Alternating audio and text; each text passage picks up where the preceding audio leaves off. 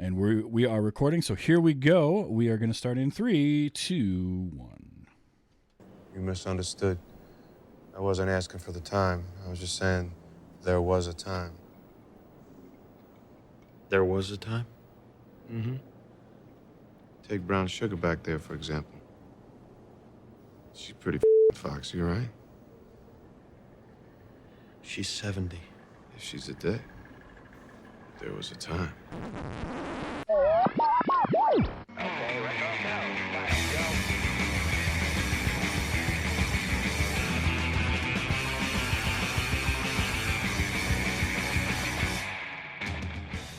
Hello and welcome. Welcome and hello. This is Wait, You Haven't Seen.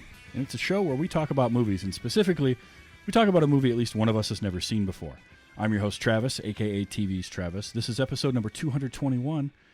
And our movie this week was 2006's Lucky Number Slevin. Here to talk with me about it, it was his idea to watch this, from the Jester's Court podcast, it's Mike. Mike, how you doing? I'm good, man, and thank you for having me. Absolutely. So you brought this movie to me. So I want to know your history with Lucky Number Slevin. It's just one of those great, fun movies, and you don't see them like this anymore. You just fun, silly movies. Granted, this one tries to be a little clever, more clever than it is, but it's still fun.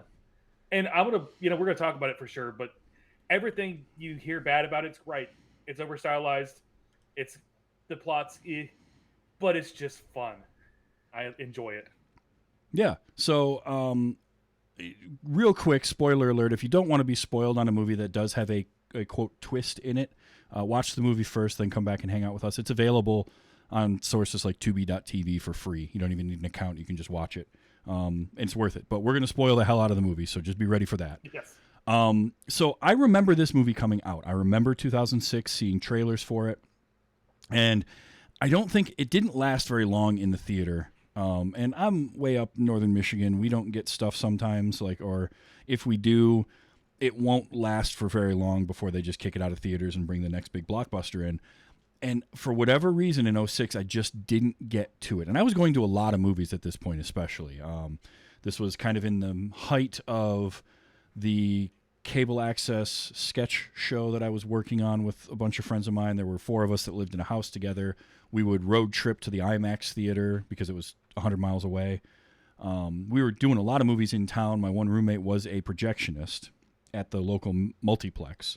So we went to movies a lot, but for some reason, this one I missed, and then I just never got around to it. And it was that movie that was always, I'd have friends tell me I need to watch it. I'd think, I should see that movie sometime, and then I'd forget about it. And it'd be like 2 years. And then I'd think about it, or it'd pop up somewhere, somehow, and then same thing. It would just be that cycle for the last, almost 20 years since this movie came out. Josh Hartnett's career. Kind of, which I kind of want to get to a little bit, but it was just one of those. And I had a real good friend of mine that constantly would bring up the movie, like anytime for a stretch of about 3 years. He was just like, you got to watch Lucky Number Slevin, and I never did.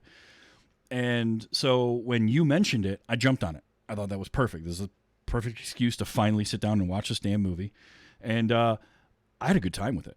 It's a fun movie. You nailed it with it's a fun movie. It is so. The most recent thing that I would equate this to is Bullet Train. That's good. Bullet Train is this type of movie. Smokin' Aces is this type of movie. It wants to be, and a lot of these were influenced by Pulp Fiction.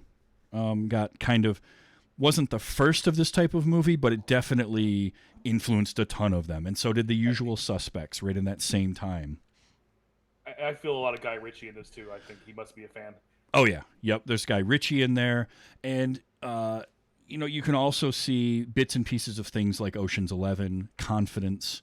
There's a little bit of that type of movie, and what it is it's these movies that have either the central part of it is either some form of revenge or con that somebody is running, and the movie. Like the knocks on this movie, because I went back and I looked at some of the critics' reviews at the time it came out, because it didn't review very well, which I think why it didn't do well in the box office. This is kind of your classic definition of sort of cult classic, right? It was a movie that didn't do well, got a bit of a following on home video, and then later on would, evolve into streaming. And people enjoyed it, but it just wasn't well received. And it's a movie that not a lot of people have seen. A lot of people will forget about it. It's got a weird title, which doesn't help it. Like, Lucky Number Slevin is strange to say. It sounds like you've had too much to drink. I think did I read it was in Australia? It was called The Wrong Man or something. Which like almost every country has a different name because apparently it didn't translate well. Yeah, I saw at least 3 different names. And like The Wrong Man, not a great title, but it's sort of a little more indicative of what the movie is. Because marketing is a big thing, right? Marketing is a huge part of movies. If you don't hook somebody with the marketing on a movie, and I'm not talking movie buffs, I'm not talking people like you or I, or people who have a movie podcast, or just really cinephiles, but general public, my dad, my brother-in-law, some friends of mine that I got, that like those are the types where marketing is important, because if your title is weird and doesn't make any sense, or your trailer doesn't give you a good idea of sort of what you're getting into, then people are just going to pass on it. And I think that hurt this, because this is a movie, much like a lot of those others that we've mentioned, you have to see to really appreciate. You can't, it's a tough one to market. Smokin' Aces is the one that first comes to mind for me, because when I saw Bullet Train, that was the movie it reminded me the most of. In that, the marketing for Smokin' Aces is like, yes, we got a bunch of assassins going to this hotel to go after one guy, but that's only half the movie. But you can't give away the rest of it, or you just give away the goose. Right, and that's the problem when you have reveals. Is yeah, big reveals like that, it's tough. It's hard. Yeah, I mean this one. I mean, if you think about it, Lucky Number Slevin sounds like a racehorse. So it does. At some point, you probably should put that together.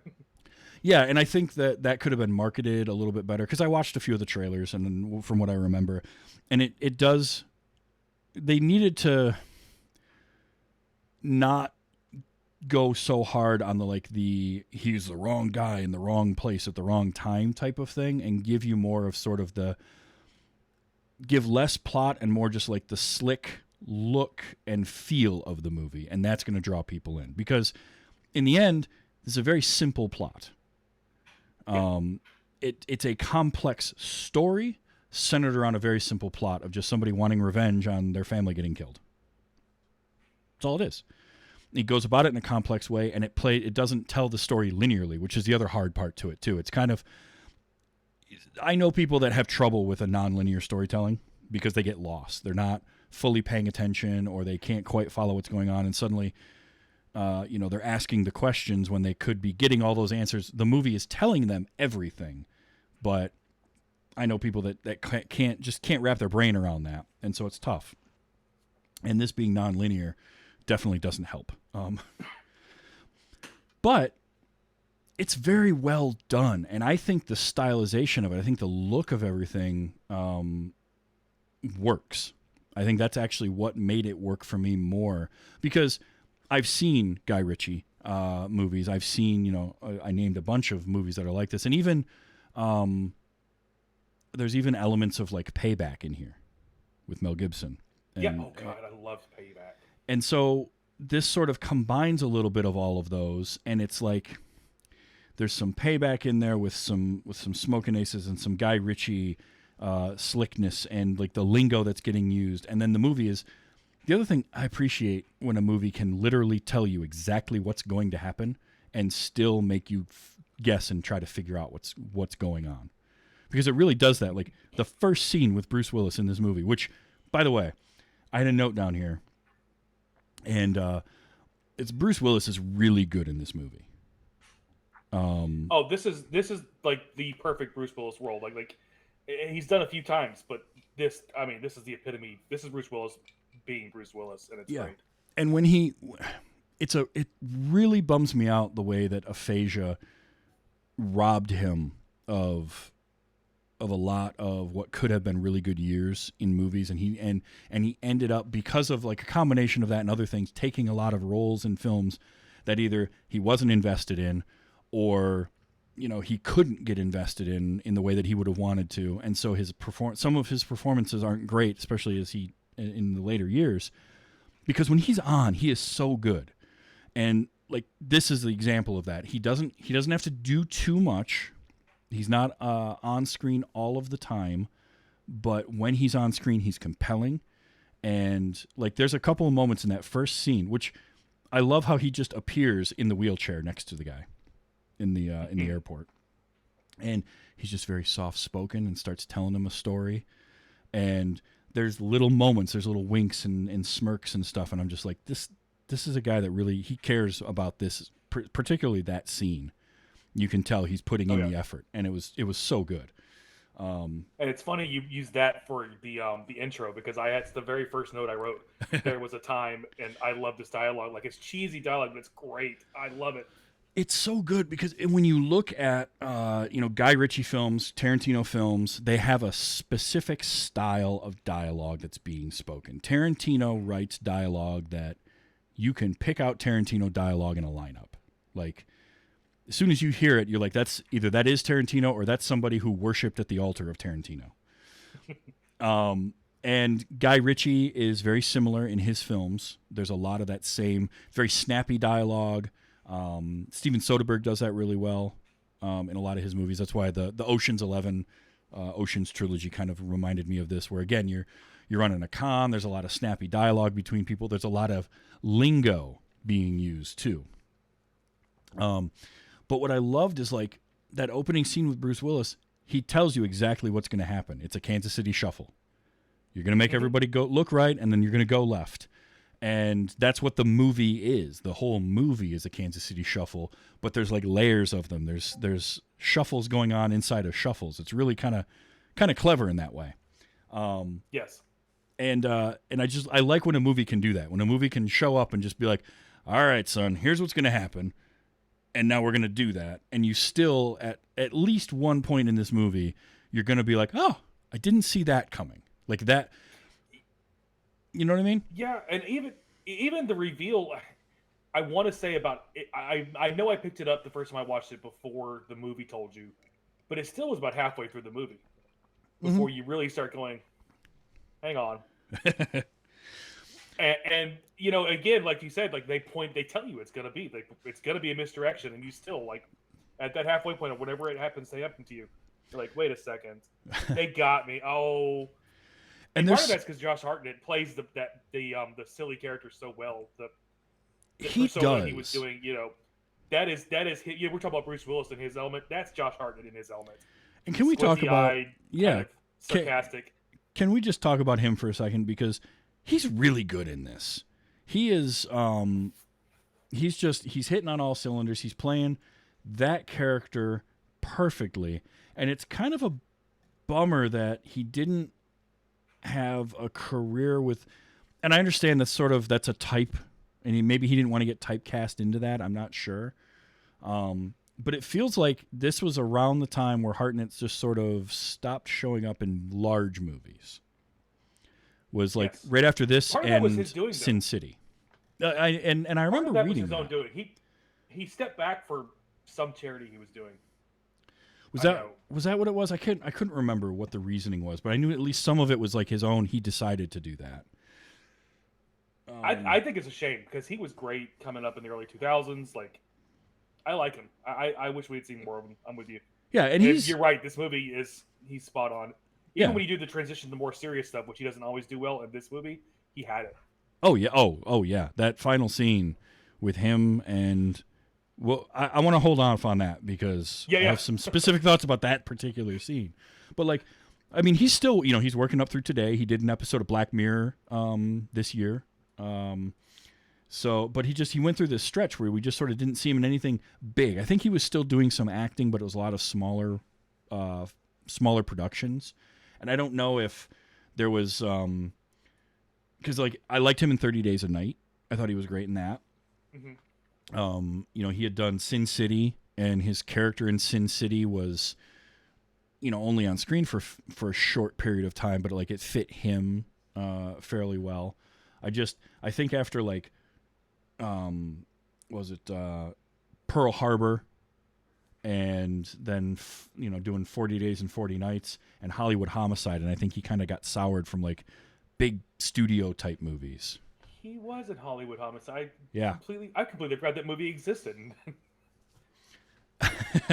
So I think that's part of it, but he's good in this. And look, credit to him for spending the first 20 minutes of the movie in a towel.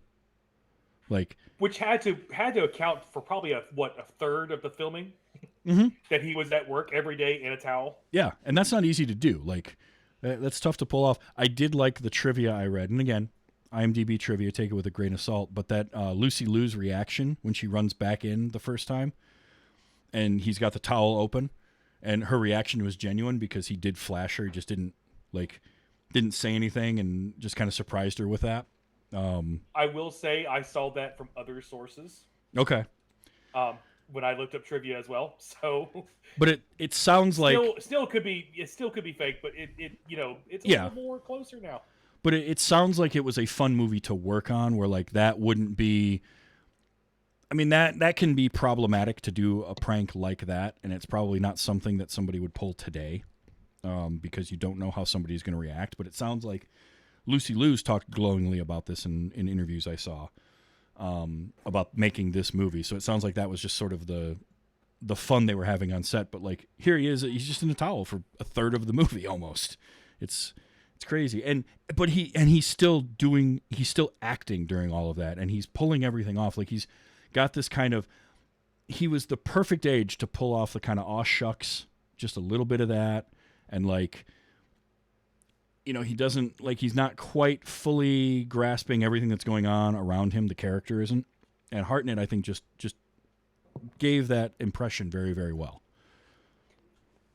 And that's the role. He's kind of made for that role. Like, again, Bruce Willis was being Bruce Willis.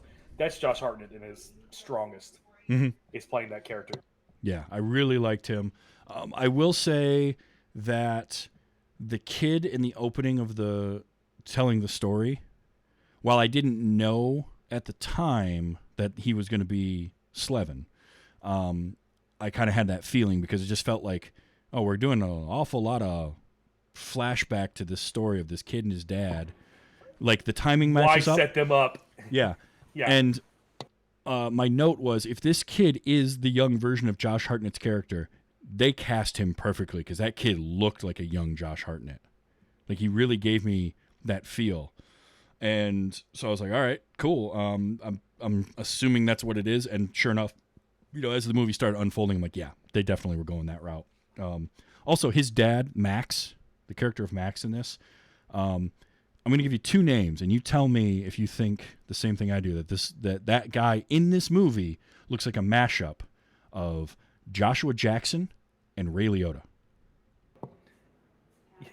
Yes, and now I will never be able to unsee that. It's like if those two had a baby, he played Max in this movie. And I could not stop thinking that whole opening scene until, he's getting tortured, and then he looked a little less, but yes, they turned his face into burger at that point. But no, Hartnett's great. And then you get Ben Kingsley and Morgan Freeman as the rabbi and the boss. I did find it funny reading the trivia that because he was credited as Sir Ben Kingsley in the movie, and apparently that's a no-no. Like, you don't really do that. It is, yes. and I saw the same trivia, and I remember when it happened too. Like, it was. There was a lot of press about it. And I like that it was a studio executive that like didn't understand that, and that was their slip up. But they're, I mean, look, Ben Kingsley and Morgan Freeman, you put them in a movie, they're going to be good. Doesn't matter. Kingsley is a little hammier in his role as the rabbi, and his accent comes and goes. Like, it's there, but it's not. I've got some audio clips I'll play later, and you'll kind of hear that. But I loved him anyway. I didn't care. Like, he was just awesome throughout the whole movie. And let's be fair, there was plenty of ham to go around. Freeman was chewing scenery too. Oh yeah, it's great, but oh yeah. Well, so Morgan Freeman chews scenery in such a different way. Like, Ben Kingsley is going over the top, and he's really putting a lot of inflection in his voice, and he's doing a lot of like I would equate it to something like if Jim Carrey were in the movie and overacting. And Morgan Freeman's chewing scenery, but he's like laying back in a chaise lounge having somebody feed him the scenery as he's chewing it up. You know, he's just, because like Morgan Freeman's just cool. And he always sounds calm and under control, which is why I love, again, in that last scene where he's just lost.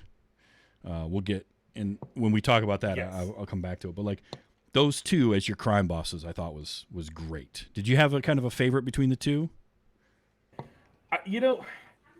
Probably have. I want to say Morgan Freeman because I just love Morgan Freeman. But really though, I think Kingsley, because he had the great line. He had one of the best lines in the movie when he was talking, and he's like, "We were both supposed to be in charge, but there's two people in the room. They're going to look at one of us, and they were looking at you."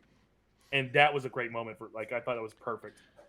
So I'm with you in that I love Morgan Freeman. I want to say Morgan Freeman all the time, but they gave the lines to Ben Kingsley. Like, Freeman's got the great one of, I need you to make it look like it ain't what it is or whatever. And I captured that. But like, he's got a line like that. He's got that great scene over the chess table that I absolutely loved. Yes. But man, the lines they gave the rabbi, the one you said, there's two people in a room, they're going to be looking at one, and it wasn't me, it was you. He also had, when he first wakes up, and he's like, I've been in this room before, and it's the same, but it's different. Like being in your own car and somebody else is driving. And I thought, oh, that's so, because that's true. Like, you sit in your own car, but in the passenger seat, it's not the same thing. It's so different, but it's the same thing. And I love that line too. And he had the little throwaway after that too, like, of course, it's been 20 years since I drove a car. Right.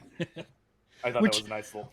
Which is a cool, like, I love movies that do a little bit of world building and are that hyper reality, that it's our world, but it's not the real world, right? Tarantino's films are like that, where Tarantino's films exist in this universe that is exactly like ours, has a lot of the same pop culture that we do, but there's just something not quite right about it. Like, people don't quite behave the way you would. John Wick series is a prime example of this. Like, it's New York City. They have all of the same things, but there's something, it's just like, it's this stylized version of our universe where people are paying for stuff with gold coins, and the Flatiron Building is a hotel called the Continental and all that kind of stuff. And this one has that same thing where it's our world, it's our New York, but you got these two crime bosses who literally live across the street from each other, are in a feud, and haven't left their buildings in 20 years for fear of getting killed Talking by about the other one. schmoo. Yeah. Talking about the schmoo. Yes, exactly. So it's like, I just love stuff like that. Like, you can legitimately buy that the rabbi hasn't left that building in 20 years. And they just stand there drinking tea, staring at each other from across the street every day. Of like, one of these days I'm going to kill you. And that to me is hilarious. And I kind of would love to just like play in that sandbox more and hear more stories from this world of like things that have gone on. And Lucy Liu and Hartnett both said they'd be game for a sequel. I'm not sure what you would go with, but I would, if you show me Lucky Number Slevin Part 2, I'd be first in line. Oh, I would jump at that in a heartbeat, because there's a character in Lucy Liu's Lindsay that a normal person living in our world doesn't react that way. And I spent almost the entirety of the movie waiting for the shoe to drop with her and who she was and how she was involved.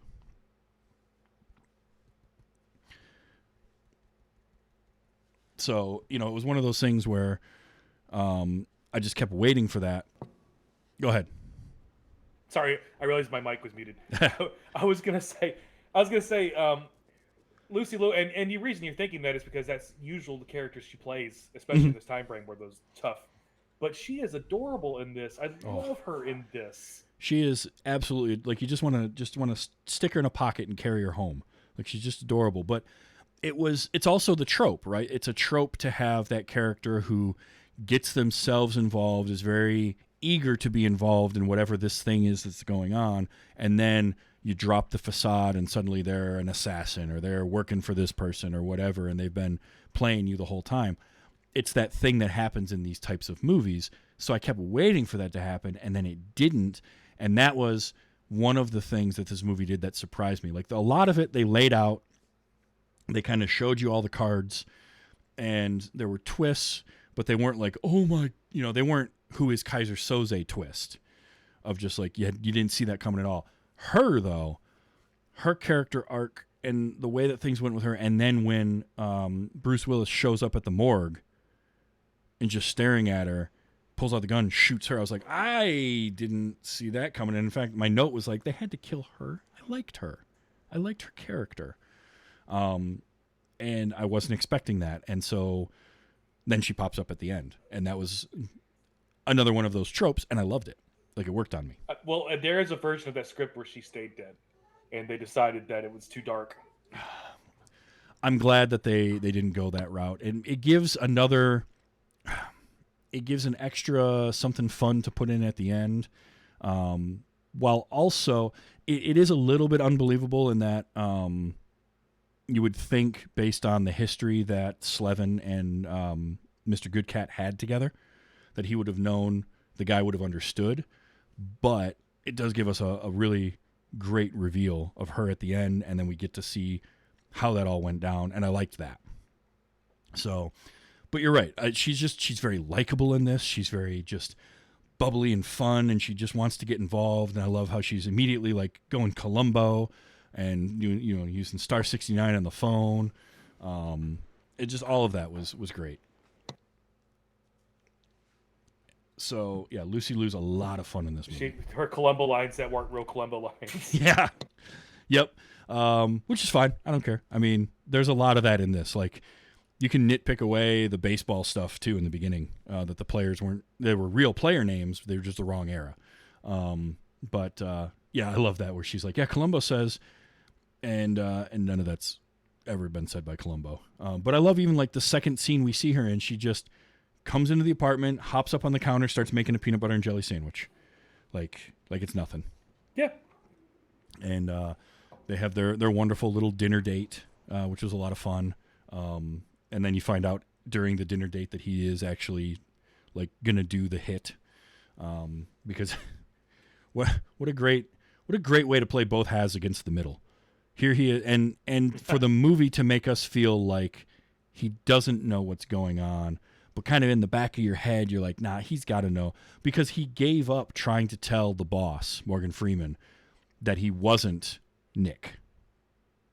Mm-hmm. Like, he just kind of gave up on that, and that's one of those ways where the movie's kind of giving itself away a little bit, and I like that because it's subtle. It's subtly done.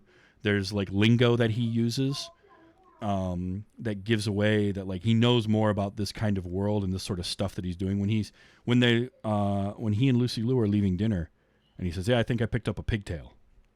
Like, I was just thinking that same line. Yeah. That was one where I'm like, okay, yeah, he knows more than he's letting on. Like, he's not completely a rube. And that, I love that. Plus, the movie has this way of making him into an unreliable narrator, in that it's not fully from his point of view, but when we get stuff that is his point of view, like when he first meets Lindsay, and she's asking him what was going on, and he's telling her about, bad things happen in threes, and we go to a flashback. So here's where this is some good filmmaking. Is the movie opened up with Bruce Willis telling the story of Max and the horse race, and it's all through flashback, and that flashback is all effectively just normally shot cinematography like the rest of the movie is. They did give it a little bit of that like slight glow that you see in 70s movies, that sort of little bit of fuzziness with the way that the film was and the lighting was and everything like that. And it looked like they maybe boosted like the reds a little bit. So it gave it just ever so slightly that feel of the late 70s, but it looked like the normal movie. But then when Josh Hartnett starts talking and Slevin starts telling his story, his flashback is like a third the frame rate, right? It's a very low frame rate, a little bit choppy, and everything is desaturated. So it's very different flashback stylistically from the opening, And then later on, we get more flashbacks of people talking about stuff that's happened previously that don't look like Hartnett's. They don't look like Slevin's stories. Mm-hmm. And it's sort of that way of being like, yeah, no, this didn't really happen.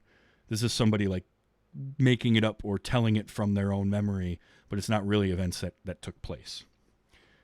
And that's the kind of thing that you would catch on either analysis or a second watch through that I just think is, genius in a lot of ways. The cinematography is great. I'm not going to say. I'm going to butcher his last name. McGugan. I think it's McGugan. He hasn't done a lot of movies, but he's one of the main directors on the Sherlock show. Mm-hmm. Yes, from BBC. I saw that. I like him. I like him a lot. I wish he'd done more movies, but yeah, he did. The cinematography is great. The direction, like the sound, is great. Like he did well on this for sure. Oh, absolutely. It's either McGuigan. I'm not sure exactly, and unfortunately, I didn't have time to look it up ahead of time. But he did this. He did Wicker Park a couple of years before this with Josh Hartnett, which I haven't seen, but I've heard is not terrible. Kind of a thriller mystery type movie. But yeah, the Dracula. He did an episode of Dracula. Series. Luke Cage, he directed the first couple episodes of that in season 1, and Sherlock one, and I saw that and I was like, oh, okay, I get a little Sherlock feel in the way some of the stuff was shot. And he has a very camera work, especially, and he has a very good eye for shot composition and works well with a set decorator to really give sets that add to that feel I was talking about, that sort of hyper real thing where like the wallpaper on all of these backgrounds, there's moments where it feels like a Wes Anderson film in a way, like some of those wallpapers, and there was like a shot of the phone, and I'm like, that looks like it was just lifted right off of a Wes Anderson movie. The hallways with the stripe patterns and all this kind of stuff.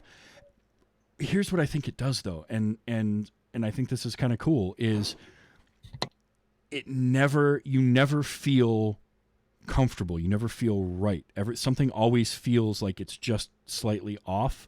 It would be sort of like doing a lot of Dutch angles or throwing those in every once in a while to make you feel disoriented. It's like that, but instead of changing the camera angle, they're changing the background and what your eyes are seeing. And so you just never fully kind of wrap your head around exactly what you're seeing. It is kind of how it felt to me.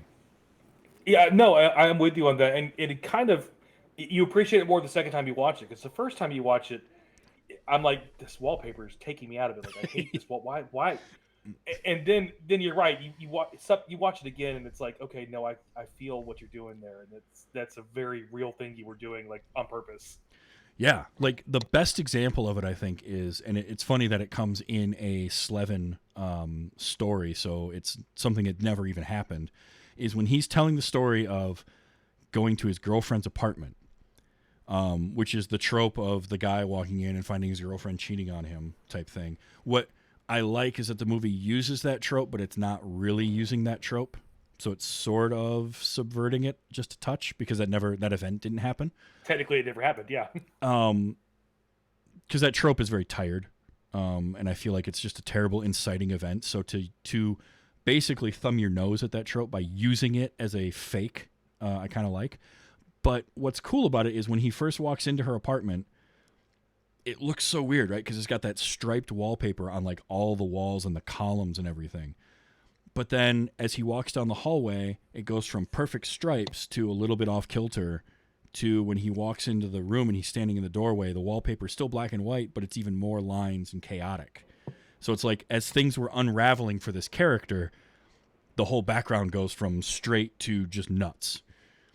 And again, that's one of those things where it's like, going back and watching that scene again, you're like, that's really cool, because it's just, it is a subconscious thing. You don't realize it when you're watching it that first time, but it adds to the scene a little bit.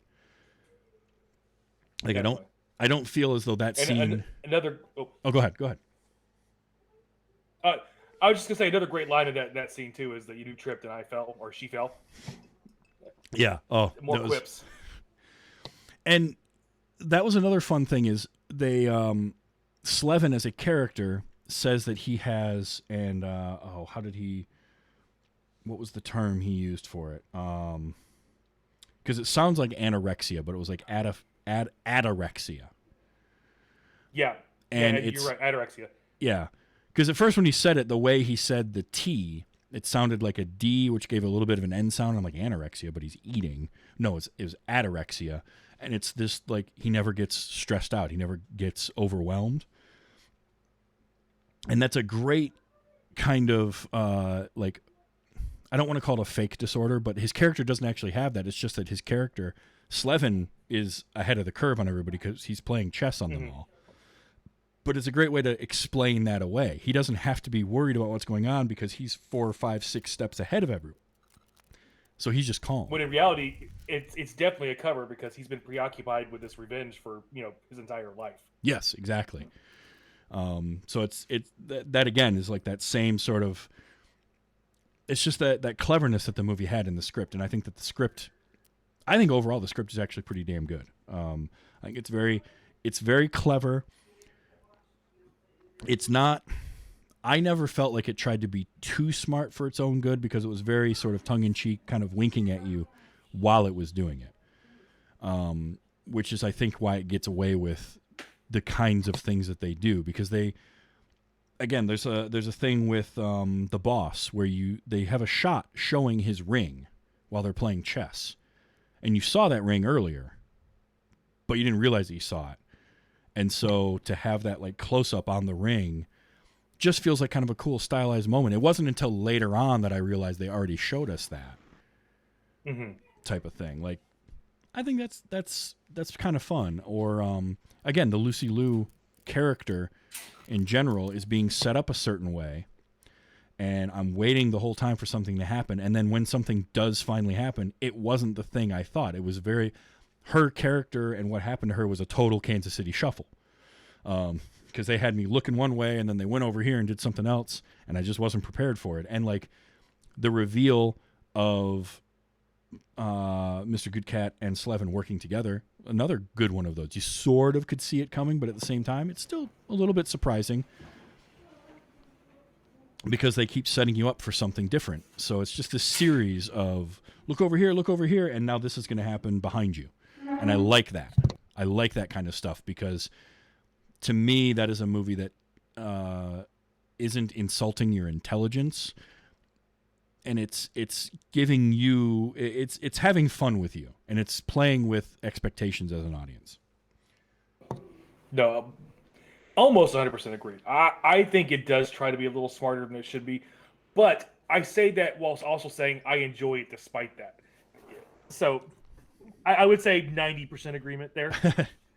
Well, I mean, if you think about it, any of this type of movie wants to be looked at as smarter than it is. Whether it's, and sometimes that is done in a manner like The Usual Suspects, where the humor is just kind of, there's levity and humor in there, but it sort of chuckles. And it's a little bit of, yeah, okay, that's cute type of thing. But for the most part, it's played very seriously, very earnestly. Then you get Tarantino, who will do that same kind of thing, or Guy Ritchie, who will do that same kind of thing. But they are very open with what they're doing. They're not trying to necessarily like fool you. They're just trying to tell a story, and hopefully you're following along. Shane Black does that a lot too, because this has there's a little kiss kiss bang bang feel to this movie as well. I think it fits. That movie fits into this sort of same umbrella. And I do think that, well, you're probably not wrong, and like the movie wants to be looked at as, the script wants to be looked at as smarter than it maybe is. I do think that this movie's doing that with a wink and a nod. Like, hey, aren't we clever? Huh? Type of thing, as opposed to a try-hard version of that. And we all agreed that it came out right. I mean, whatever, it came out right. It came out good. Well, they had a great mix of, again, simple plot, complex story, and characters. The characters are where the complexity comes in, because some of them are just bad guys doing crime stuff of whatever nature it is, bookies and whatnot. But then you've got the complex characters mixed in there, and that's that's a good mixture. While it's basically just this guy wants revenge, and we're slowly unraveling what that is.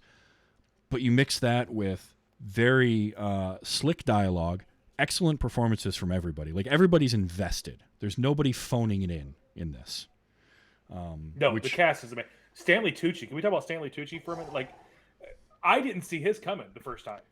Oh, Everyone else before the movie revealed it, I was like, okay, this is the I did not see Tucci's coming until that conversation with the guy as it was happening.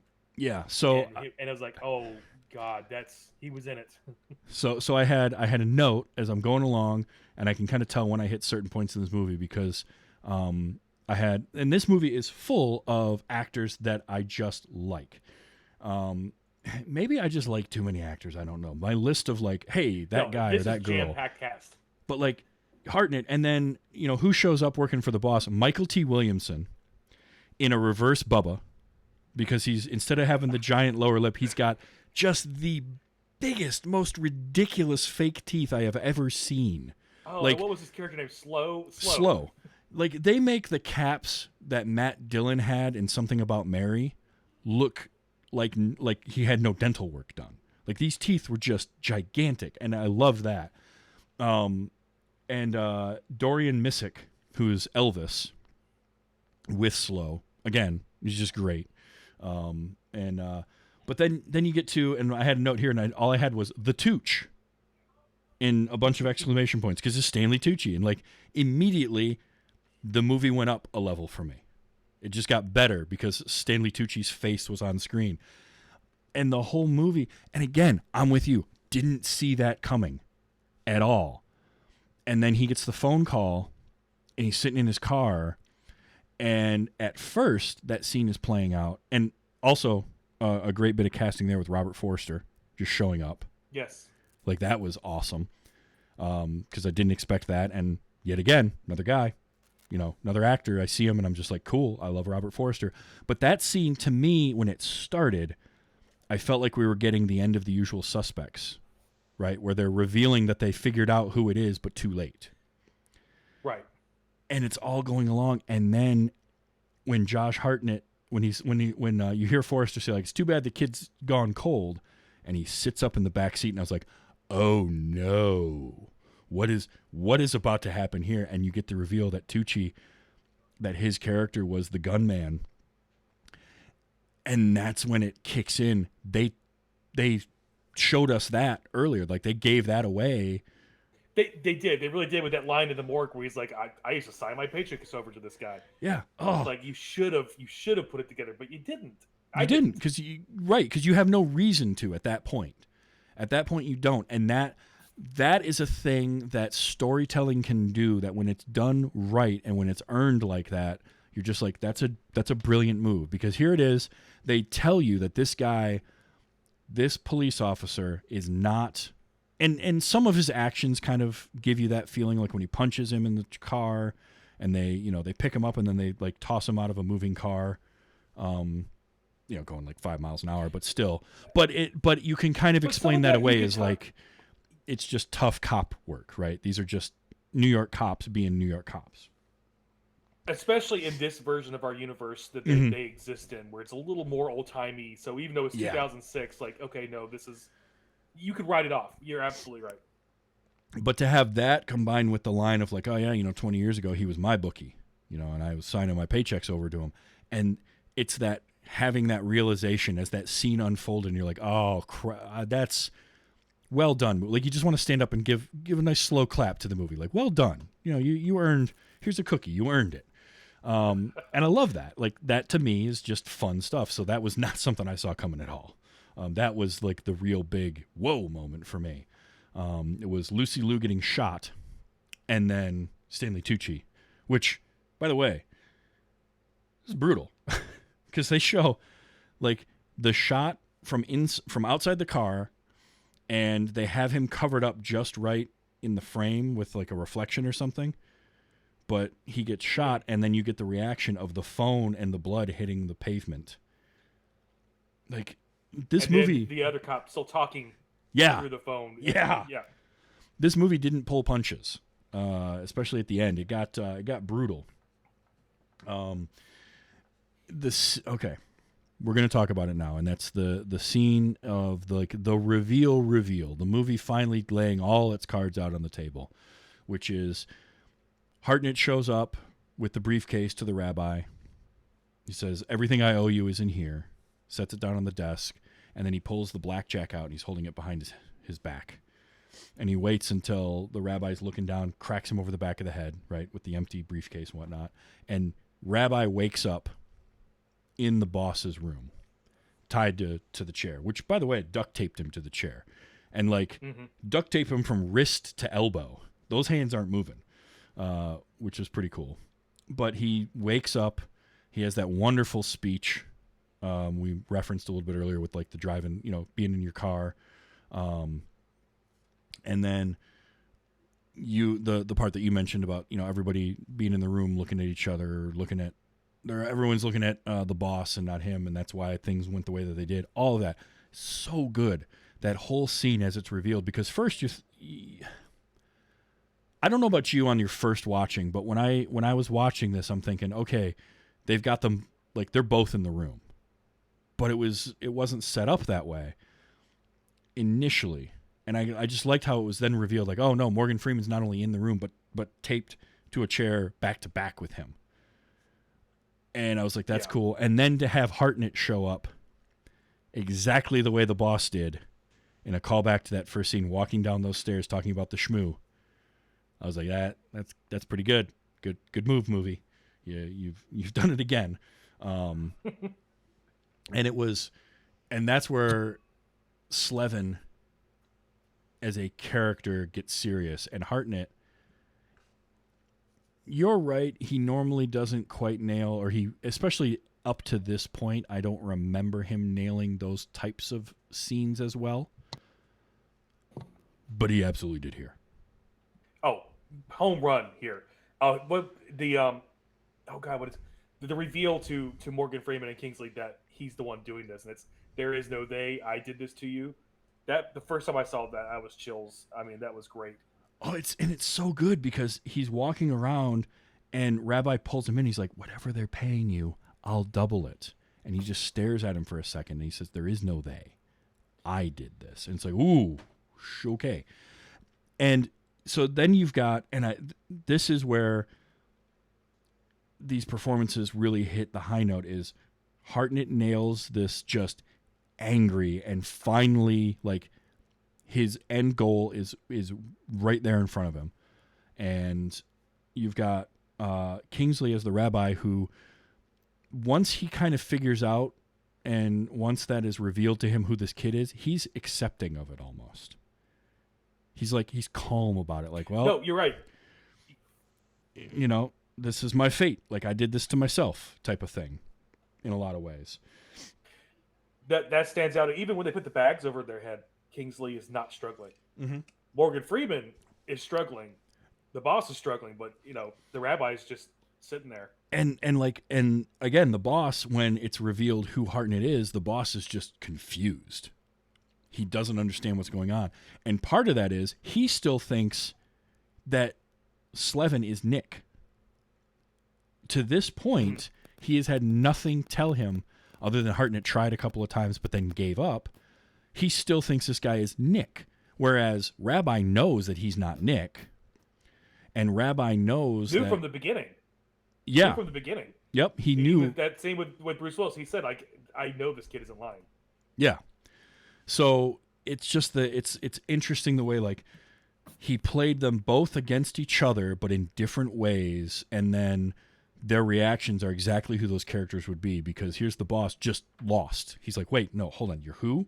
What's going on? That's not possible. The kid is dead. He was killed by, whatever, this, that, and the other thing." And then the bag gets put over his head and he's going to keep fighting and keep struggling. And the rabbi, being a rabbi and also kind of knowing what he knew going into that scene, just accepts it. And then he, Slevin puts the bags over their heads, which calls back to what happened to his dad. And then it stayed on that shot for so long. And it was hard to watch. I won't lie. It was uncomfortable. That just shot of Ben Kingsley. Well, especially Morgan Freeman because to me it was worse watching Freeman because he was one struggling. Kingsley was just kind of there, and the bag moved a little bit, but Morgan Freeman, the boss, he's like struggling for air, so that bag is popping back and forth, and that was what was hard to watch. It's like, oh, yeah, and it lingered on there, and it kept you as an audience member. It kept you in that moment, and then we went away from it, and we came back to it. We didn't need to come back to them in those chairs, but we did. And my note was like, and we go back. Come on, like, movie, give me a break here. But at the same time, it's such a big payoff for Slevin that you sort of almost need that in a way. But it's just, oh man, it's really, really well done. It's such a powerful scene, but it's tough. It's a tough one to watch because it's uncompromising, I think is what I would say. Yes. A lesser movie, or obviously something that wasn't R-rated, would cut away from that quicker. But this movie was like, no, you're going to stay here in this moment for a minute and like dwell on this, because these are bad men getting something that they did to themselves and they deserve to have happen to them, as what the movie is trying to tell you. Yeah, well, for sure, because the first time, you're watching it and you see what happened to his dad, and you're like, at least for me, it was like, that's such an overreaction. Like, I Really? get the justifications they gave in film. Like, I get it. They want to set an example you were betting on but that is just an overreaction. In fact, I think my note in the beginning of the movie was like, wow, they found him really quick, and this seems like a lot for one bet. Before I remembered, because it's been a while since I watched this. I watched it this morning as a refresher, and it's been years before then. So I forgot how they revealed everything to you. So I'm making notes as well. And when they meet him in the parking lot, I'm like, they gave him like zero time to pay this thing. Like, literally, it's been 2 minutes. Yeah. It's the 70s. He doesn't have a debit card. He's got to go to the bank. Like, right. The horse that died on the track is still warm. Like, come on. These guys did not wait. And, I was also, at the beginning of the movie, we have the character Nick, we don't know is Nick, get killed by Bruce Willis. And I'm waiting the entire movie like, okay, who is this guy? Is he Nick? Is that who this is? Are they going to finally reveal that? Are we going to find out who he is at all? And then they did. And so I was like, okay, all right, I'm glad they did that. But like that, you find out, but it's like he's just some loser that was in both books. Yeah, literally just, the unlucky dude owing money to the wrong people, and it came back to get him. He might not have even been that bad of a person. He just had a gambling problem. But the movie kind of they did glosses say over he that. had arrest. He had an arrest for underage with a cheerleader. Underage hooking up with a That's cheerleader. right, they did. So he was not a great person. Okay. Well, you know what then? I'm not going to say he deserved what happened to him, but at the same time, I'm not going to feel remorse for that character because they gave us a reason for him to be a bad person. Okay. And it's worth pointing out to your original point, Slevin and Good Cat did not know that. They just knew he was a guy who owed both books. Yeah. Well, they didn't care though. Like Slevin's thing was he was going to get his revenge whatever way he had to. It is a pretty genius plan to take the books and find a third party that you're pretty sure neither one of them have ever seen before. They just know a name in a book and use that as a way to get in. I think was pretty smart. That's the clever was a word that I used a lot in my notes while I was watching this. It was like, this movie's clever. And it's really trying to do those kinds of things, and it's doing them, I think, pretty well. Like, I'm a sucker for this type of movie anyway. I love Smoke and Aces. I love Confidence. I love Ocean's 11. I love con movies in general, and I like Guy Ritchie, Tarantino style kind of gangster movies. And this is those two mashed together. It's a con inside of a gangster movie with a revenge plot thrown in. So sprinkle a little payback on there, minus Mel Gibson and little kiss kiss bang bang. Yep. And it makes for I think a very enjoyable, if dark movie. Now you have to like dark movies for that. I will preface that, but it's good at being that type of movie, I think, and I do think more people should see this. It's kind of a bummer that it's not as well known. because it's kind of cool. And like even going halfway through the movie before they reveal his full name, and now you're like, wait a minute, what's that name? Slevin Calavra. And can I tell you I'm disappointed in myself because I thought I researched it and found that out before I rewatched the movie and realized they gave it to you. Oh, the name? Clever was bad dog. Yeah. Again, that's good. And because you don't know about the cat or good cat until halfway through the movie, and then you get Calavra. And if you know Hebrew, you know that it's bad dog, but why would you think that necessarily? Like, I don't. So it sailed over my head at first, but I'm like, that's important. Like, at the same time, I didn't know why it was important, but I knew there was something to that name because he hadn't given a full name until then. Right. So I just, that kind of stuff for me, just it tickles my fancy. I like that. I like that kind of stuff in movies. And then you just add on these great performances and the music. The music and the sound is so good throughout the entire movie. Like, we touched a little bit on that cinematography. I had the note too. Just literally, the note just says "sound is great." Mm-hmm. Like the music, the orchestrated, like it's really well put together. Like that first. I'm kind of surprised it didn't win awards for editing. To be honest, for sound editing.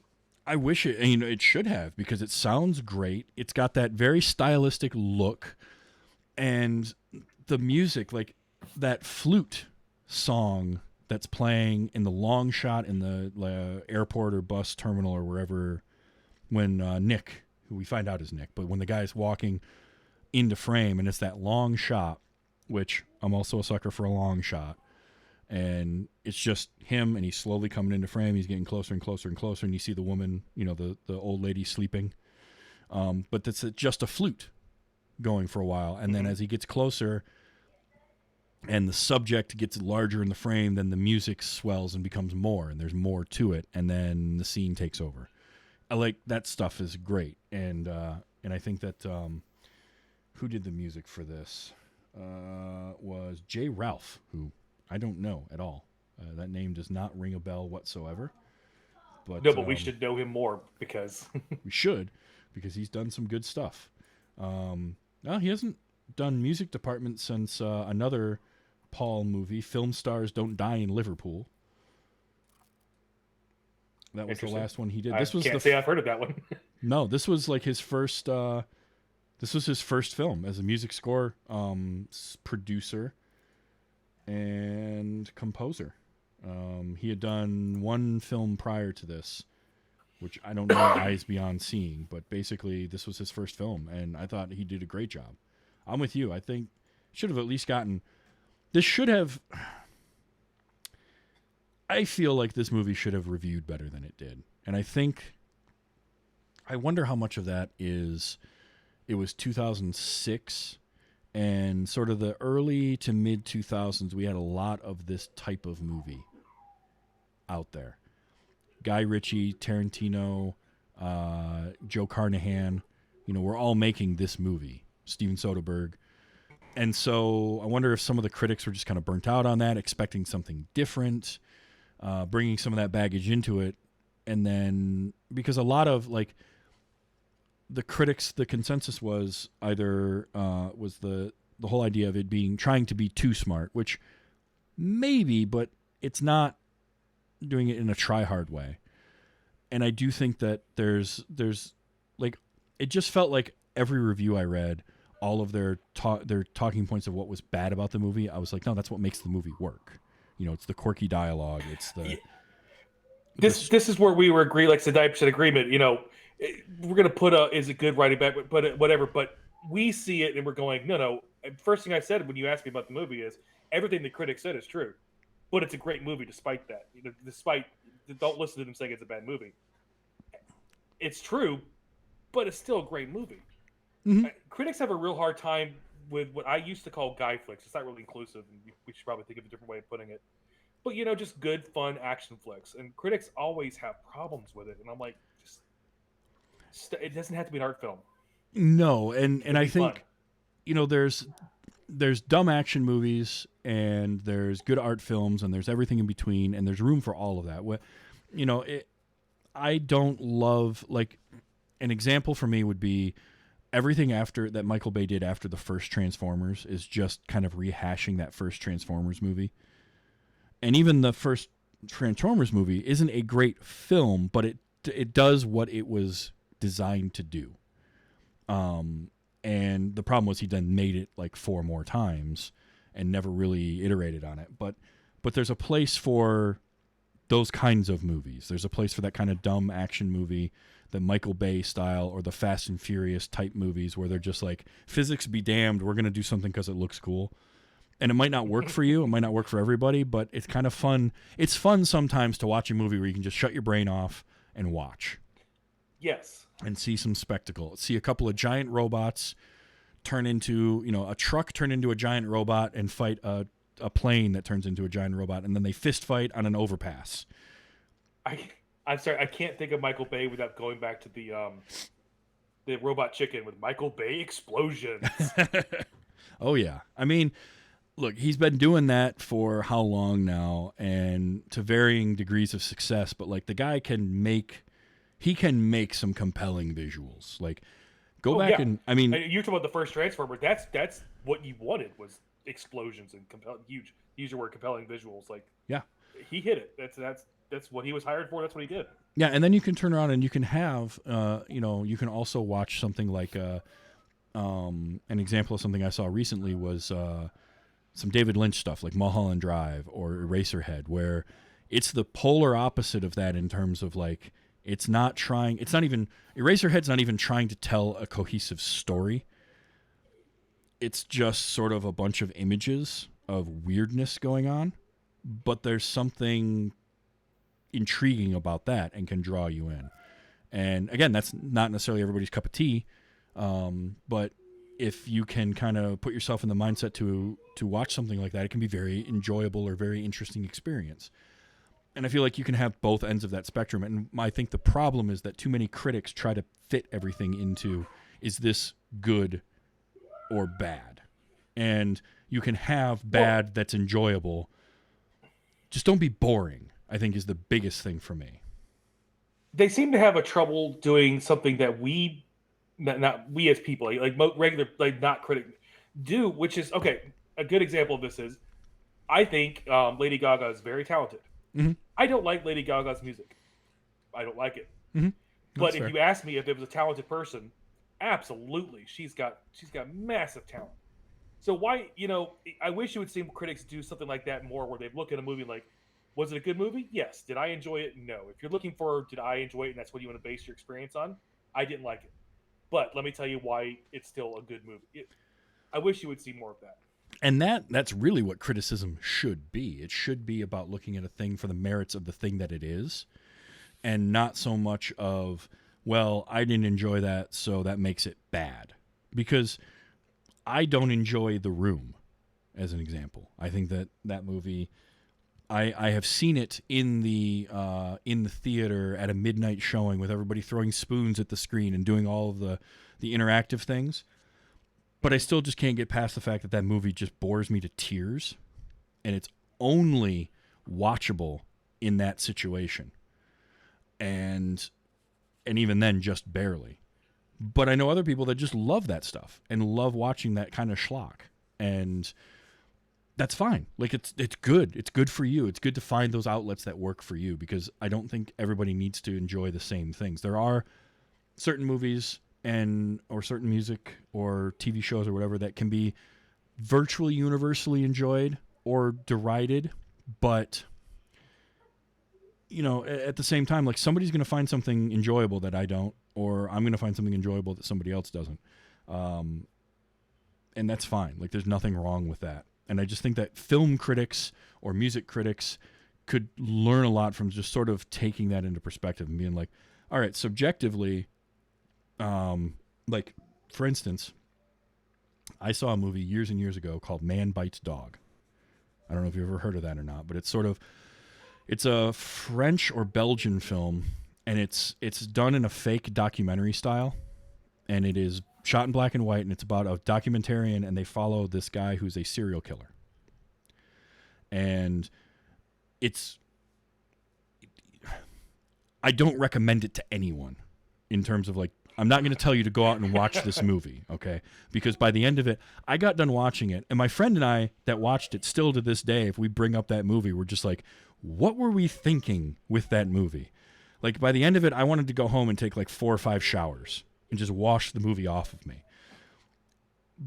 But the effect that it had on me, I also don't ever want to not know, if that makes sense. That's where like art, it moved me as a piece of art, but I did not like it. I did not enjoy it. It was not a fun experience, but it elicited an emotional response out of me. And I do think that movies can do that. And at the same time, you can go the flip side of it, which is this movie did not elicit an emotional response from me, but other than, yeah, that was fun. Like, I want that sometimes. I just want kind of a dumb, fun movie. So, you know, and I just enjoy the fact that movies like this can exist where it's just trying to have fun. It's in a dark way, but it just wants to be like fun, stylistic. We're going to go crazy with like the flowered wallpaper and all this kind of stuff and just go for it. Like the movie just goes. And I love that. I wish you would see more of these movies. These mid-budget, they were real popular late 90s, early 2000s, and they went away. Not a crazy high budget, but fun, little actiony. I wish we'd see more of them, and they don't do it anymore, and it's sad. I do too. You know, one that I saw not that long ago was No Escape with Ray Liotta, which was a mid-90s, mid-budget action movie. That is, I both remember seeing it as a kid and then listening to your episode. So yeah, and it's like that kind of movie doesn't get theatrical anymore. Some of those are starting to happen a little bit, but they're like direct to streaming. But even a lot of those direct to streaming movies are turning out to be like Extraction or something where it's just super high budget. And I miss this. This was a movie made for $27 million, Lucky Number Slevin. And I looked at other movies. And by the way, it made 2006. its budget. It made its money back. It did. It had to go. It made about $53 million internationally. So, you know, they didn't spend a ton on marketing, so it was profitable. But it wasn't like a big blockbuster. It wasn't a $100 million movie or anything like that. But it was good enough, and you could have. I mean, Smokin' Aces got a sequel, for crying out loud, and that was the same type of movie. So I just feel like, but I miss this, which is why I think I enjoyed Bullet Train as much as I did, because it really brought me back to this feeling of this kind of movie. That wasn't a huge budget. It was a bigger budget than this, but it was that same type of thing that just like you don't get to see as much anymore, of like a nice ensemble cast. Go ahead. I was about to see if we could hope for a sequel, and then I just realized that it was the Weinstein Company production wise. Yeah. So I don't know that we're gonna see unless they sell the rights. Probably not. Not the way he is. I was like, who released this movie? Let me go look. Oh, Weinstein's. Great. Nah. I do have a couple of clips that I want to play because this movie has a lot of good quotes to it. I didn't capture all of them, but I had to get some of these.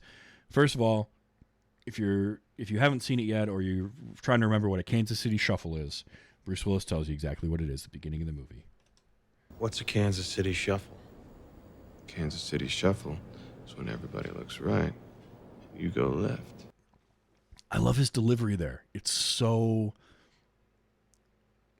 like, laid back isn't the right word for it. It's almost lazy in the delivery, but there's something about the way he says it.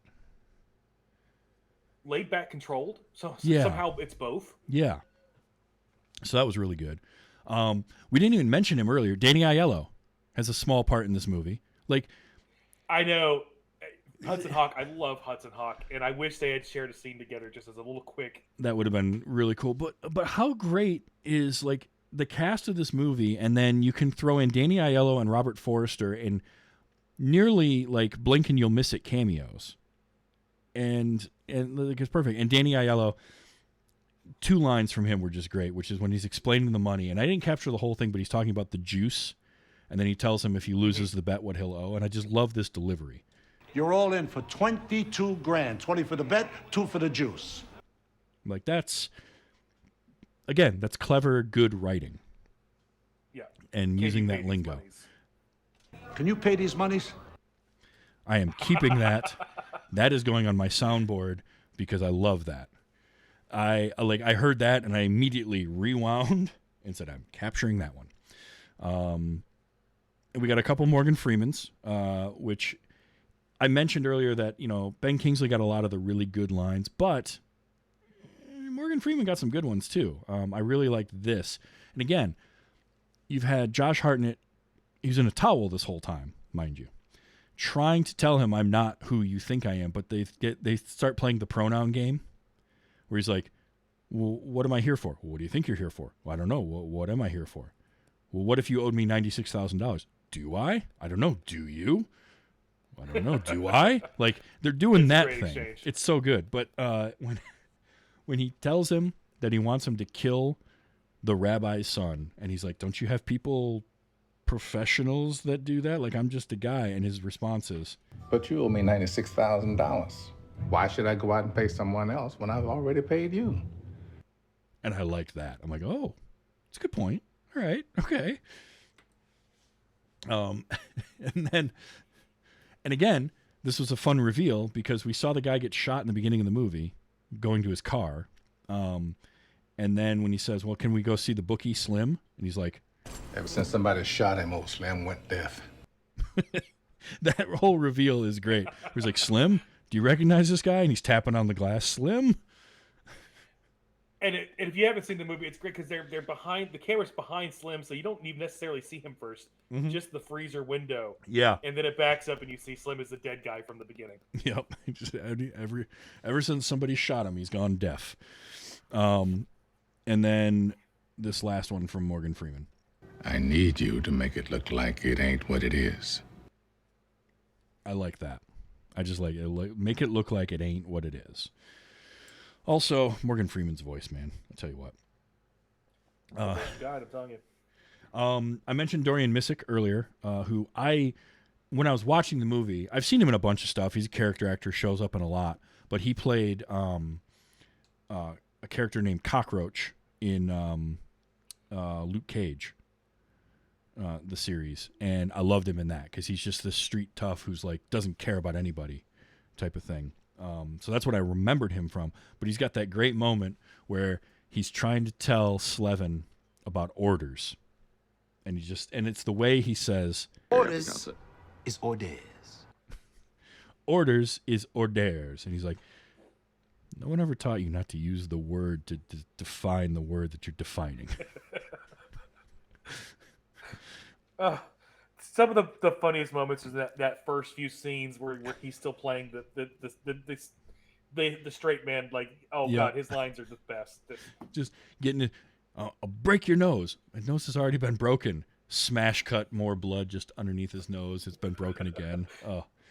I got a couple of Josh Hartnett lines as Slevin. This one is this is a line that only exists in a movie. Like no person is thinking this up on the fly, but a writer is, and then they're putting the period at the end of the sentence, and they're like, I just wrote me a clever line, and it's this one. I'm gonna say what any man with two penises would say when his tailor asks him if he dresses to the right or to the left. What's that? Yes. Like, I was trying to think of that line when we were talking about that part of the movie, and I couldn't remember it, so I just passed on it. That's yes. when what's the Jason Smilovich, I believe is how you would pronounce that, the writer, wrote that line. I know, I just have this feeling like he wrote that and he sat back for a second and kind of smiled to himself like, oh yeah, that's good. Because not only that, he texted or messaged or emailed or whatever you were doing back in the early 2000s to all his writer friends. Yeah. And they all did the same thing. They're like, oh, that is a great line. Yep. Just get that. It's that, somebody else reads it and they just look up and they just give the smile and the nod like, good work. But then, okay. And now here's another clever line where they're talking about James Bond, specifically when they're talking about Blofeld. And it's a moment that in retrospect gives you a lot of information about Hartnett's character but in the moment it just sounds like a goofball. When he's talking about Blofeld and his favorite version, and she says, "But you didn't even see him in the movie," and he's like, That's when the villain is most effective, when you don't know what he looks like. "It's pretty good." That's when the villain, and that's what he's doing. He's the villain to the boss and the rabbi, and they don't know what he looks like. Very good. And hiding that behind the soft piano too, so you don't even think like that. Yep. Yeah, exactly. There was another case of the music is very like romantic comedy music, and it's a romantic comedy moment as they're walking down the street hand in hand after their dinner, when he's just set up a hit on some guy while he was in the bathroom, and then lied to a cop and walked away. So like, I love that. And finally, I got some Ben Kingsley because it's Ben Kingsley. The first one is called Horse. I'm pretty sure you remember this. This is where I love the line, I love the delivery, but the accent is a little not quite there. The first time somebody calls you a horse, you punch him on the nose. The second time somebody calls you a horse, you call him a jerk. But the third time somebody calls you a horse, well, then perhaps it's time to go shopping for a saddle. But I like the line. The line's great. It's really good. And I don't care that the way he said foist and thoid didn't really continue on through the rest of the movie. Like, he didn't do that with other words, but I don't care. It was just, I just love that. And it's time to go shopping for a saddle. The accent's inconsistent, but it's not like Gabriel Byrne and Ghost Ship bad. No, it's not that bad. Which, that one always gets me because Gabriel Byrne is really good. And he can hold accents really well. I've seen him do it. But my only theory is that it was early enough in his career that he just hadn't gotten that good yet. I don't know. Like, maybe he was just learning an American accent. That's the only thing I can think of. But he had already done, like, Mulholland, was it Mulholland Falls? And he had done... I'm trying to give him an out. I don't know. I think he just wasn't on set long enough. I think he's just there to get a paycheck. But that's me. That's probably... Sadly, with the horror movies, that happens a lot. This was another good one from Ben Kingsley, The Yanks. Just because of like, this is that scenery chewing, that over the top bit that he does. Hello, how about them Yanks? I laugh so hard at that dude. Hello. And then finally, and I like this line. I wish it was a little bit clearer, but the writing on this one, this is one that, like, the two penises line, that is a haha, I'm clever. This one is a line that gets written that genuinely is a very well done, very clever written line. Somehow it seems different, the way your car seems different when someone else is driving it. Like, that whole thing was so good, and I love that. So that was some clips from the movie. There's so many more that I could have done, but it would have taken me like 4 hours to watch it because I would have been stopping to rewind and record just about every point. I didn't get any Michael T. Williamson with his giant teeth. Still, every time I think about that, it's not even that the lines were great from him, or the lines they gave him. It was just that visual. It was, and you're right. You immediately, if you've seen Forrest Gump, you immediately go, Bubba. You know it's Bubba, but instead of having the big lip sticking out from the bottom of his mouth, is the whole top half of his mouth is sticking out past his nose. It's so great. Oh, it's so good. Like, and he's having a laugh at himself in that moment too. Like when they give him that to wear, or maybe it was his idea. Who knows? But I loved it. And then Elvis. He brought it from home. And then the character Elvis just rips on him the whole time. And we didn't mention the two bodyguards or the two guys that work for the rabbi were, the one who doesn't speak at all, the mute, the two Hasidic Jews. But the other one was Corey Stoll, who, if you've seen Ant-Man, was Yellow Jacket. And I just recently watched Ant-Man and the Wasp: Quantumania, and he's got a role in that movie too. And I was just like, look at that.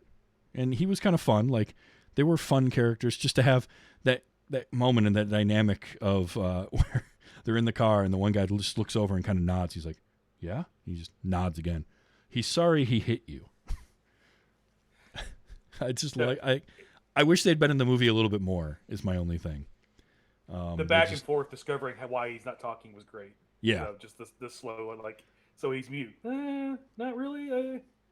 Yeah, I like that. Yeah, Saul and I think it was Abe, but he's like, he's mute. Well, no, not really.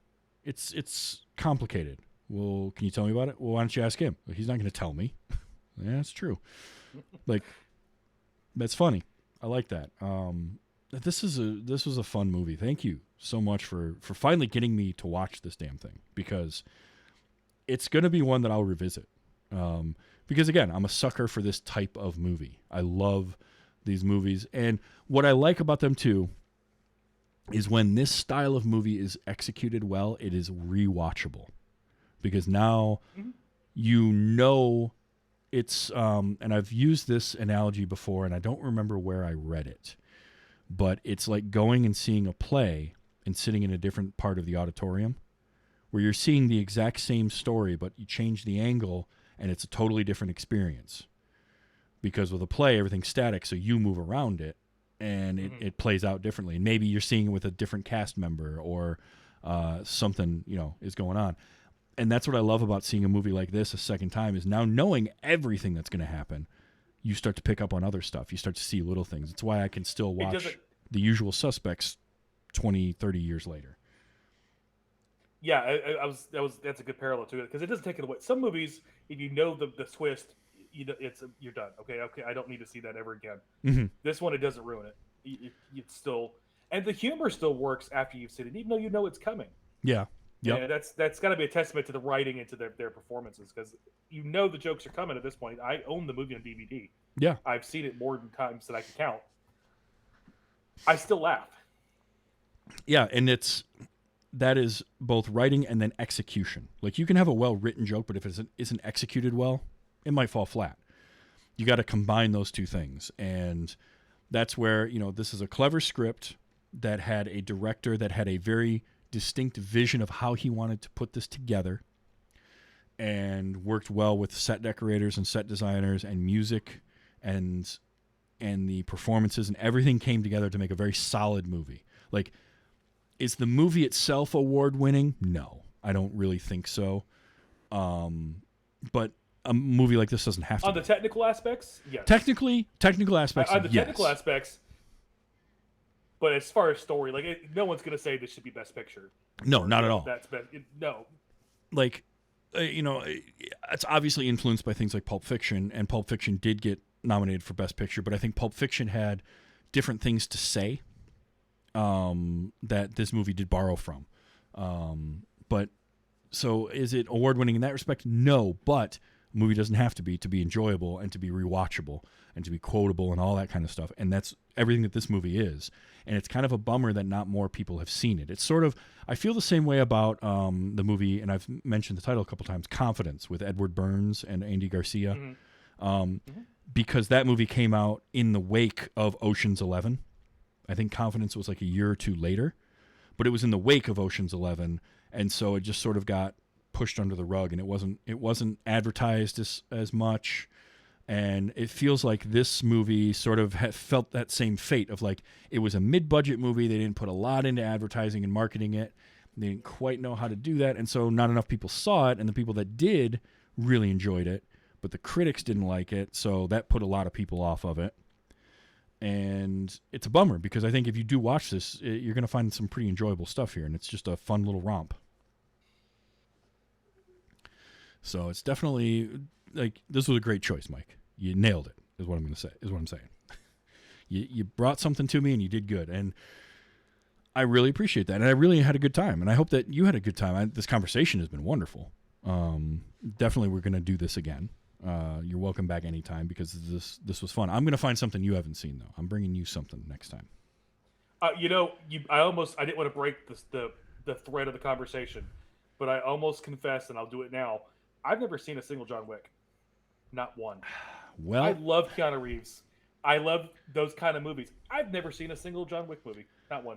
I am actually coming up in a couple of weeks. I am going to be talking about the fourth one, because I will finally be seeing that. I will have now covered all 4 John Wicks. Definitely watch those. Watch them, just sit back, enjoy. They get progressively more ridiculous, and they're wonderful. But as action sequels should, they should get progressively more ridiculous. Absolutely. Action sequels and comedy sequels. That's the thing. You just got to get more and more ridiculous. Yeah. Yep. That is how it goes. I mean, Fast and Furious. At this point, they're basically superheroes in sports cars.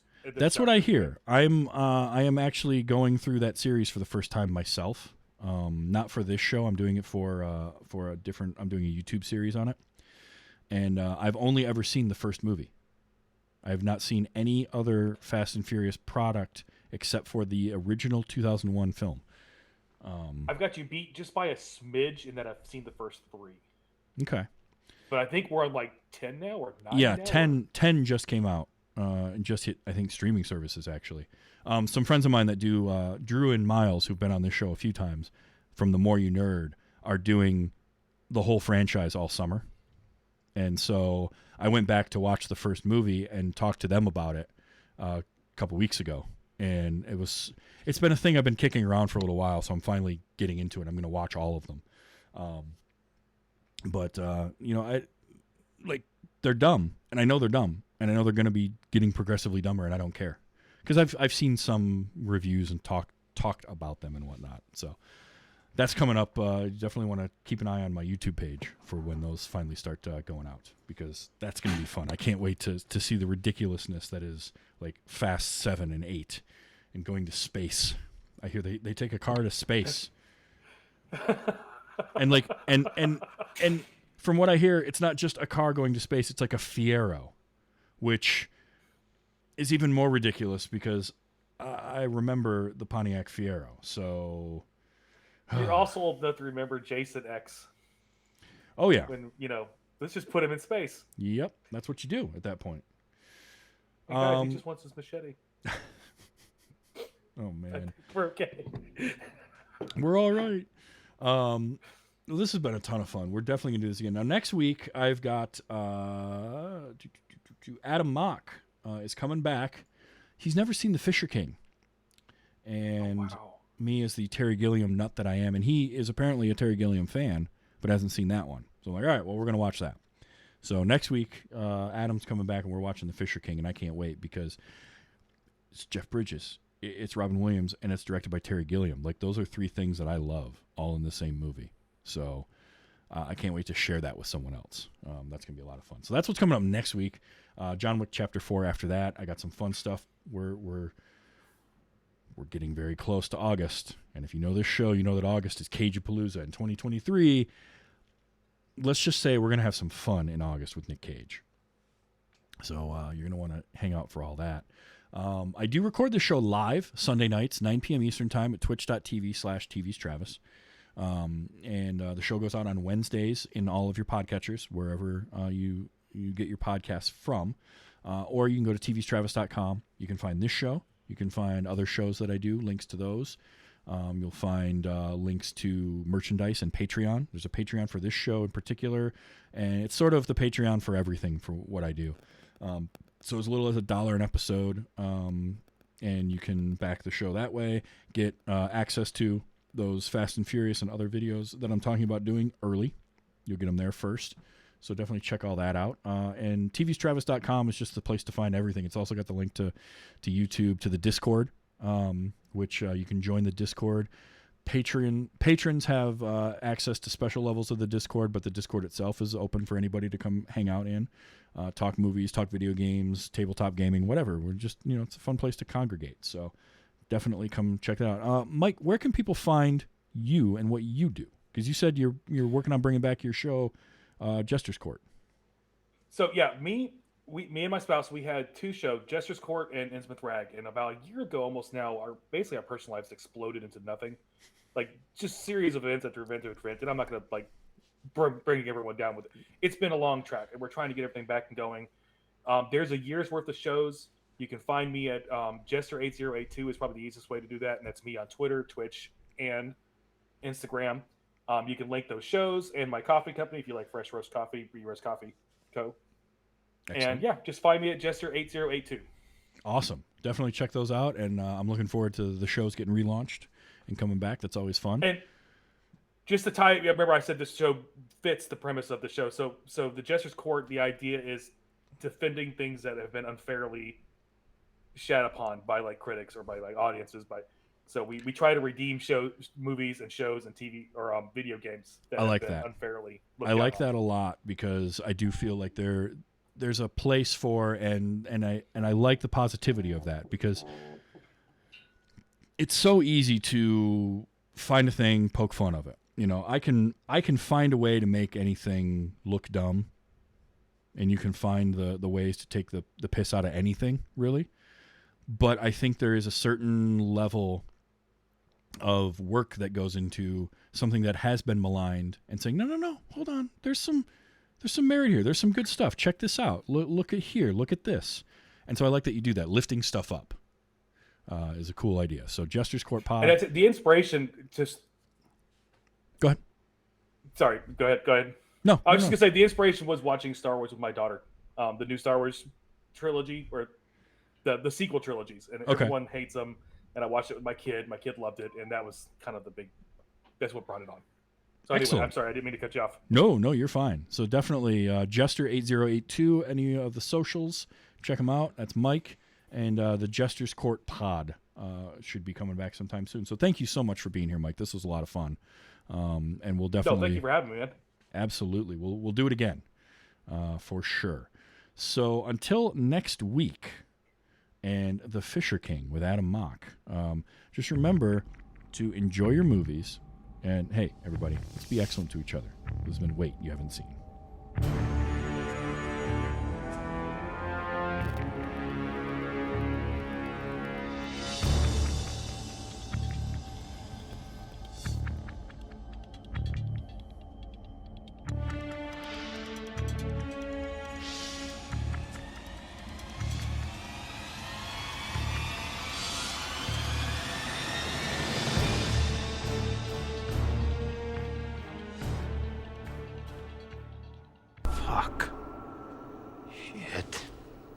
Jesus.